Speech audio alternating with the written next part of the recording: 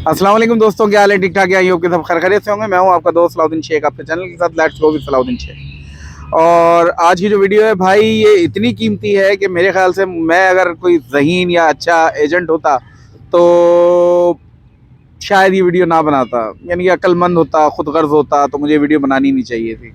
क्योंकि ये वीडियो बनाने के बाद है ना, मैं अपने पाँव पे कुल्हाड़ी मार रहा हूँ। या कुछ एजेंट ऐसे होंगे जो कि बहुत बेइंतहा पैसे चार्ज करते होंगे और उसके बाद वो कहेंगे जी इसने हमारा सारा खाना ख़राब कर दिया। तो भाई मैं किसी का खाना ख़राब करने के लिए नहीं बैठा, मैं सिर्फ आपको अवेयर करने के लिए बैठा हुआ हूँ। चाहे आपका ताल्लुक पाकिस्तान से, इंडिया से, बांग्लादेश से, यूएई से, गल्फ से, आप उर्दू समझते हैं, हिंदी समझते हैं, तो मेरी वीडियोज़ के ज़रिए आपको अवेयरनेस ज़रूर दे दूँगा कि यार आपने क्या करना है और क्या नहीं करना। तो भाई इस वीडियो को आपने एंड तक देखना है अगर आप चाहते हैं कि मैं आपको तमाम इन्फॉर्मेशन दे दूं कि यार ऑस्ट्रेलिया का जो स्टूडेंट वीज़ा है वो रिफ्यूज़ किन वजूहत की बिना पे होता है। अगर आपको ये पता चल गया ना कि किन वजूहत की बिना पे ये रिफ्यूज़ होता है, तो एक बात तो ये होगी, आप अपनी सेल्फ असेसमेंट कर लेंगे। दूसरी बात ये होगी कि आप इन गलतियों को करेंगे नहीं और सीधी सी बात है, आपको मैक्सिमम जो है उसमें पॉजिटिव आंसर ही मिलेगा और आपका वीज़ा अप्रूव भी हो जाएगा। और उसके बाद आप मुझे कुछ पैसे नहीं दोगे, कोई फ़ायदा नहीं दोगे, कम अज़ कम मेरे लिए दुआ ज़रूर कर दोगे। और यकीन करोगे ना करो कि मेरा काम बन जाएगा। मेरा काम ऐसे ही बनता है, अल्लाह का शुक्र है, मुझे ज़रूरत नहीं पड़ती, अल्लाह का शुक्र है। मुझे है ना, यानी कि उस दर से भी मिलता है, यानी कि जहाँ से मुझे यकीन नहीं होता कि मुझे यहाँ से मिलेगा। तो भाई जितना शुक्र अदा करेंगे उतना मज़ीद मिलेगा, सही है ना। अब वीडियो को स्टार्ट करते हैं और वीडियो आपने देखनी है बड़ी ध्यान से। मैं आपको तमाम पॉइंट बताऊंगा कि जिस वजह से आपका जो स्टूडेंट वीज़ा है ऑस्ट्रेलिया का वो रिफ्यूज़ होता है।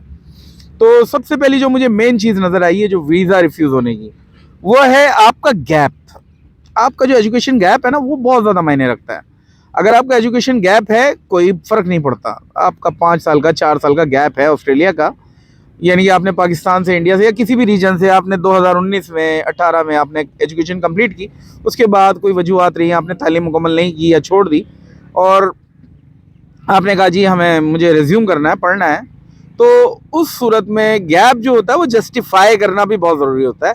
आपको बताना होता है, एक लेटर होता है SOP, जैसे UK में भी होता है, इसी तरह ऑस्ट्रेलिया में भी होता है, जिसमें आपको जस्टिफाई करना होता है अपना गैप, कि जी आप इस गैप में क्या करते रहे। वो CV के जरिए भी आप करेंगे और SOP के जरिए भी करेंगे कि जी आप इतने गैप में क्या करते रहे हैं। प्रोफेशनली अगर कुछ करते रहे हैं कि कोई जॉब करते रहे हैं, तो जॉब करेंगे तो भाई अगर उसकी सैलरी के हिसाब से कर रहे हैं तब तो जाहिर बात है। अगर किसी ने, मिसाल दे रहा हूँ कि अगर किसी ने BSc की, सॉरी, किसी ने अगर मेडिकल में अगर इंटरमीडिएट किया है और वो किसी कंप्यूटर ऑपरेटर की अगर जॉब कर रहा है गैप को फिलअप करने के लिए, तो इसका मतलब है उसका इक्वलेंट तो नहीं है, यानी कि वो पैसों के लिए कर रहा है।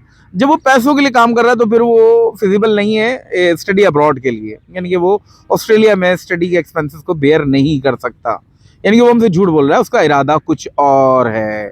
फ्रॉड आप प्रूव हो जाते हैं तो ऐसी सूरत में आपका वीज़ा रिफ्यूज़ हो जाता है। आप भले ही कितने ज़्यादा अच्छे हों, आपका इरादा हो हाँ भाई मैं वहाँ जाके पढ़ूंगा, भी अपनी इमिग्रेशन भी पूरी करवाऊंगा, पॉइंट पूरे करूंगा और चीज़ें करूंगा और वहाँ पे एक अच्छे शहरी की तरह रहूंगा, लेकिन भाई उनकी इस कैलकुलेशन में आप रिफ्यूज़ हो जाते हैं। अच्छा, एक तो ये वजह हो गई, आपको जस्टिफाई करना है और जस्टिफाई भी ऐसा करना है जो किसी समझदार बंदे से, किसी एजेंट से ना, आपने इसको बाकायदा तौर पे या तो खुद, अगर सेल्फ में आप माशाल्लाह इतने स्मार्ट हैं तो आप खुद भी कर सकते हैं, ठीक है ना। तो अब आपकी मर्ज़ी, अगर आप अपने आप को जस्टिफाइड समझते हैं तो खुद करें, वरना किसी की सर्विसेज ले लें। एक ये चीज़ हो गई। अच्छा, दूसरी चीज़ है आपका जो एजुकेशन है वो यानी कि सेम होना चाहिए। ऐसा नहीं होना चाहिए कि आप पाकिस्तान में या अपने रीजन में आप कर रहे थे मेडिकल और आपका ख्याल बना कि जी मैं ना मेडिकल नहीं, इस तरफ जा रहा हूँ, यानी कि दूसरी तरफ जा रहा हूँ। तो ये अपनी जगह से हिलना भी उस सूरत में मायने रखता है कि जब आप इंटरमीडिएट से निकल रहे हैं तो मसला नहीं है, लेकिन अगर आपने बैचलर्स की हुई है, खासकर बैचलर्स की बात कर रहा हूँ, क्योंकि इंटरमीडिएट तक जो लेवल है वो तो उनकी नज़र में किसी ग्रुप से ताल्लुक़ रखता ही नहीं है। वो समझते हैं इसको कि सिंपली है ना, इसने अभी हाई स्कूल कंप्लीट किया है। तो अगर आपने बैचलर्स की है मेडिकल से, BSc किया है, इसके अलावा या फिर आपने BCom किया है या आपने BBA किया है, उसके बाद फिर आपको उसी पाथवे पे चलना है, फिर आपने MBA की तरफ जाना है। इसी तरह अगर आपने BSc किया तो MSc की तरफ जाना है, या BSc के बाद आप MBA की तरफ भी जा सकते हैं, लेकिन आपका पैरेलल कुछ ग्राउंड बनना चाहिए। तो अगर ग्राउंड नहीं बनाएंगे तो आपको कुछ भी नहीं मिलेगा, आपका वीज़ा रिफ्यूज़ होगा, फिर आप रोएंगे कि जी मेरा वीज़ा रिफ्यूज़ हो गया, रिक्वायरमेंट मैंने पूरी की थी लेकिन वीज़ा नहीं दिया, मेरे नसीब में नहीं था। कुछ चीज़ें नसीब में होती हैं लेकिन हम अपनी करतूतों की वजह से अपने हाथ से ज़ाया कर देते हैं। ये चीज़ हो गई। अच्छा जी, अब आगे आ जाएँ। आगे आ जाता है आपका एज सेक्टर। एज सेक्टर भी बड़ा मायने रखता है। अगर आप अंडर ग्रेजुएट स्टडी के लिए जा रहे हैं, अपने हाई स्कूल कंप्लीट किया है, 12th ईयर ऑफ एजुकेशन है, तो आपका एज जो है ना भाई वो बिलो 27 होना चाहिए। मेरा बात को मार्क माय वर्ड्स, बिलो 27 आपकी एज होनी चाहिए ही चाहिए। बिलो 30 भी चल जाती है, लेकिन बिलो 27 बोलता हूँ मैं उनको जिन्होंने हाई स्कूल कंप्लीट किया। 12th ऑफ एजुकेशन अगर आपकी है तो 27 साल से कम उम्र अगर आपकी एज है तो you are justified a genuine student. अगर इससे ज़्यादा एज है, आप जाना चाह रहे हैं, तो उनको पक्का शक हो जाता है नहीं जी ये जा किसी और मकसद के लिए रहा है। और वो तकरीबन भाई 90% ऑथेंटिक उनका रिजल्ट होता है कि हाँ वो बिल्कुल सही सोच रहे हैं कि आपने उनको डिच करना है, आपने वहाँ जाके पढ़ना नहीं है, तो वो आपका वीज़ा रिफ्यूज़ करते हैं। एक ये चीज़ हो गई। फिर आ जाएँ, गैप को भी हमने कवर कर दिया, एजुकेशन सेक्टर को भी कवर कर दिया। अब आ जाएँ लैंग्वेज प्रोफिशिएंसी पे। लैंग्वेज प्रोफिशिएंसी पे भाई फिर अगेन हम यहाँ पर भी है ना सिंपैथी लेने की कोशिश करते हैं। कोई कहता है सलाउद्दीन भाई मैं डुलिंगो कर लेता हूँ, किसी इदारे से निकाल के दे देता हूँ, यानी कि उसके बिल्कुल साथ में जो चलने वाली चीज़ें हैं ना रिक्वायर्ड, वो उनको नहीं लेके चल रहे होते और उसमें भी बेस लेवल पे लेके चल रहे होते हैं। अगर मिसाल दे रहा हूँ कि कोई इदारा है मेरे पास, जैसे एक है, वो 46 मांग रहा होता है कि जी अगर आपने पीटी स्कोर किया 46 ले लें तो हम जस्टिफाइड है। कुछ स्टूडेंट आते हैं जी सलाउद्दीन भाई मेरी 40 है, चलवा दें यार, हम ज़्यादा पैसे दे देंगे। ओ भाई अपने पैसे अपने पास रखो यार, अल्लाह के वास्ते किसी गरीब को दे देना, क्यों वीज़ा में पैसे ज़ाया करोगे, किसी को दे देना, फ़ायदा हो जाएगा उसका भी, वो तुम्हारे हक में दुआ करेगा, तुम्हारा भला हो जाएगा। तो ये चीज़ें ना किया करें, बेस लेवल पे तो ना चला करें, बेस से कुछ ऊपर चला करें। 46 मांग रहा है तो मिनिमम 50 का स्कोर दें, उसको भी पता चलना चाहिए, एम्बेसडर को भी पता चलना चाहिए, वीज़ा ऑफिसर को भी पता चलना चाहिए you are a genuine student और आप हाईली क्वालिफाइड हैं, आप बाकायदा तौर पे जेन्युइन है, आपकी इंग्लिश अच्छी है, आप बिल्कुल बेस पे ज़मीन पे लग के नहीं चल रहे हैं, आपने बिल्कुल पासिंग मार्क्स लेके नहीं जाना है। जो वो सुपीरियर स्टूडेंट होते हैं, सुपीरियर लोग होते हैं जो एजुकेशन करने के लिए बाहर जाते हैं, तो आपने उस लेवल को भी जस्टिफाई करना होता है। ये चीज़ हो गई। अब आ जाते हैं और मेन चीज़ों के ऊपर जो मेरे ख्याल से कोई आपको एजेंट नहीं बताएगा। अभी वीडियो आप देख रहे हैं, आपको अंदाज़ा हो रहा होगा, टाइम मुझे पता है थोड़ी लगेगा, लेकिन आपको फ़ायदा करेगा, आपको लगेगा कि मैंने टाइम ज़ाया नहीं किया। अब चीज़ आ जाती है बैंक स्टेटमेंट की। सबसे मेन चीज़ बता रहा हूँ मैं आपको, बैंक स्टेटमेंट। बैंक स्टेटमेंट है ना ज़रूरी तौर पे आपके सिबलिंग्स की होनी चाहिए, चाचा मामा ताया, डो नॉट एक्सेप्टेड प्लीज़। हाँ, चाचा मामा ताया की कब एक्सेप्ट होगी? वो जब एक्सेप्ट होगी जब वो आपके यानी कि उस रीजन में होंगे। अगर जैसे आपके चाचा मामा ताया अगर ऑस्ट्रेलिया में रहते हैं और वो अपनी बैंक स्टेटमेंट आपके साथ मेंशन करते हैं, लेकिन उस सूरत में दे सकते हैं कि वो उसी रीजन में कॉलेज होना चाहिए या इंस्टीट्यूशन आपका होना चाहिए। ऐसा ना हो कि आपके चाचा मामा ताया एडलेड में रहते हैं और आप सिडनी के किसी कॉलेज के लिए वो बैंक स्टेटमेंट दे रहे हैं, टोटली रिफ्यूज़, नहीं लगेगा वीज़ा, लिख लें मेरे से, कहीं लिखवा लें, नहीं लगेगा। बोलेंगे भाई अगर चाचा मामा ताया इतनी ही सफिशेंसी हैं तो उसको रिहाइश भी दे सकते थे। तो काफ़ी चीज़ें गलती करते हैं। और बैंक स्टेटमेंट में एक और चीज़ भी मैं आपको बता दूं, 3 महीने का 3 प्रीवियस मंथ्स का बैंक स्टेटमेंट चाहिए होता है और उसमें बैलेंसिंग चाहिए होती है। ऐसा नहीं है कि जी बैलेंस ज़ीरो था, एकदम आपने इतना बैलेंस किया और फिर उसको आपने एम्बेसडर को हवाले कर दिया, visa refused. Please visa refuse, 100% visa refuse. आपने बाकायदा तौर पे उसमें 3 महीने का एक यानी कि सेटल्ड बैंक स्टेटमेंट देना है, सेटल्ड, जो कि आपके प्रोग्राम को देख के, आपकी लिविंग कॉस्ट को देख के, आपकी तमाम चीज़ों के हिसाब से होना चाहिए।